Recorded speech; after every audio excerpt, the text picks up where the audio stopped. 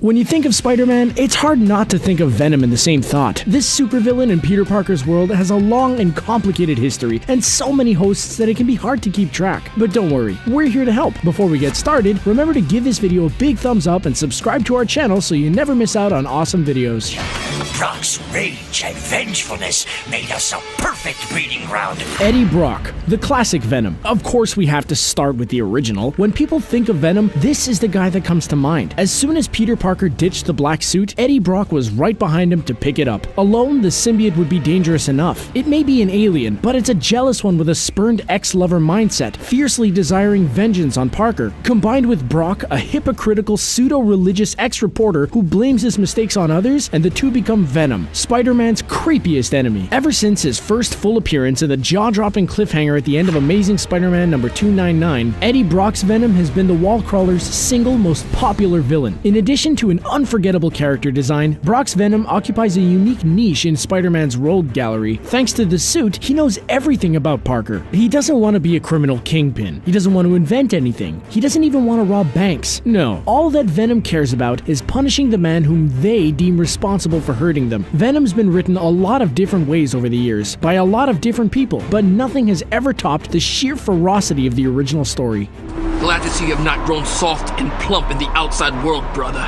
Matt Gargan, the Scorpion Venom. Years before Venom, Carnage, or any symbiotes were anywhere near close to bonding with a certain friendly neighborhood webhead, Matt Gargan was the original anti-Spider-Man. Over the years, he lost his touch. Though he'd once been a clever private investigator, the operation that turned him into the Scorpion left Gargan irrational, filled with rage, and constantly undermining his own goals. After years of being handed defeat after defeat by the same superhero he was created to supposedly be an improvement upon, Gargan wanted something better than his Scorpion abilities. So when the cancer-ridden Eddie Brock sold off the symbiote at an auction, donating the proceeds to charity, Gargan wanted in. After the symbiote ditched the initial host it was sold to because it wanted someone stronger, Gargan jumped at the chance to become the new Venom. Little did Gargan know that the insanity he'd suffered from before was nothing compared to what the Venom symbiote could do to him. As Venom, Gargan was overwhelmed by the symbiote tendencies. His mental state degraded to the point where he became a cannibalistic sociopath. He gorily ate other human beings and was driven by increasingly irrational urges. Gargan becomes terrified of the living organism now bonded to his body, but is unable to separate himself. When he's finally cut free from it, the impact is so severe that Gargan suffers major medical consequences. The anti-venom can't be stopped or altered, only inhibited in a level 4 or 5 cadmium device with positive ion flow. Don't hurt me! Anti-Venom. After the Venom thing ended, it left Brock pretty torn apart. He couldn't have known it, but his cancer was actually feeding the symbiote the whole time he wore it. Brock knew that taking it off meant his cancer would immediately spread and he would die. Believing he's in his last days, a cancer-ridden Brock begins hallucinating a vision of Venom that instructs him to commit murders. Brock learns to ignore the suggestions of this hallucination and manages to regain partial control of his mind. When Brock is miraculously cured of his cancer, he begins a new life working at a soup kitchen. But the symbiote finds him, and when it attempts to leave Matt Gargan's body and reunite with Brock, something strange happens. Instead of bonding to his former alien partner, Brock's physiology has become caustic to the symbiote, and a new white symbiote is created from the remnants of the old Venom suit in his veins, combined with his white blood cells. After defeating Venom, Brock finds that his new symbiote is composed of powerful antibodies that can not only detect when others are ill or disease-stricken, but can also cure them of their ailments. With these strange new abilities, Brock becomes Anti-Venom. Feeling deep regret for his days in black, Anti-Venom attempts to reform his old ways and act as a hero.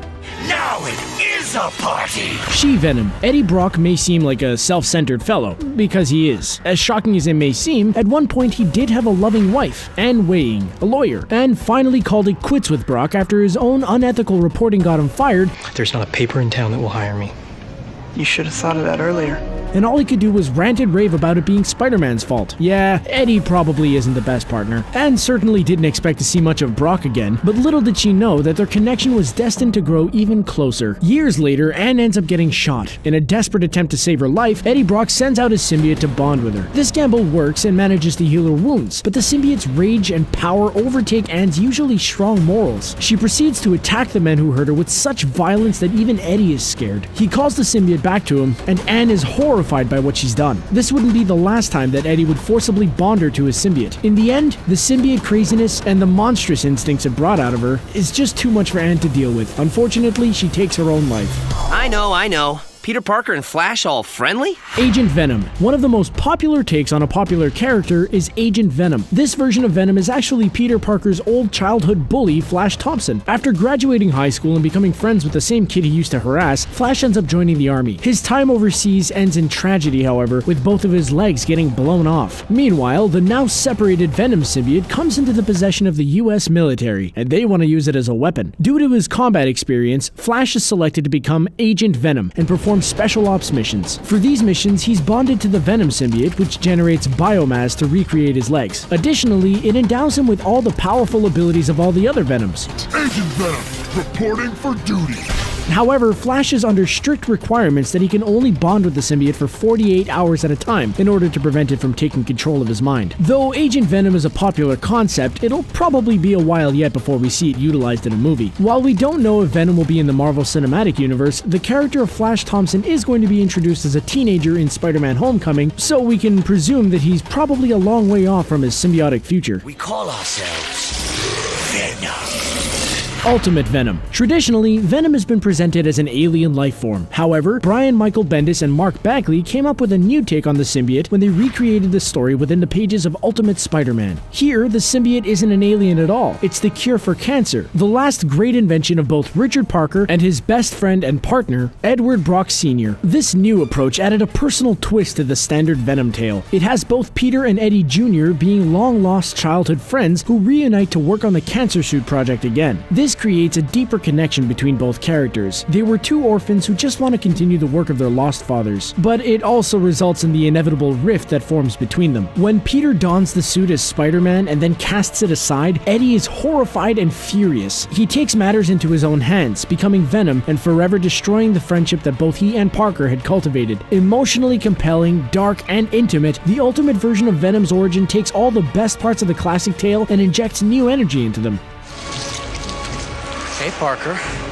My God, Eddie. Venom in Spider-Man 3. Venom's cinematic debut came during Spider-Man 3. The villain's massive popularity among fans led to the studio forcing Sam Raimi to incorporate the character into his film, even though he'd already planned to use a version of the Green Goblin, Sandman, and the Vulture. As a result, Vulture's spot was dropped in favor of Venom, and the director tried to make it work for the storyline he already had planned. Unfortunately, this resulted in Eddie Brock's story arc feeling rather crammed. Job. Anybody care about what I want? I do.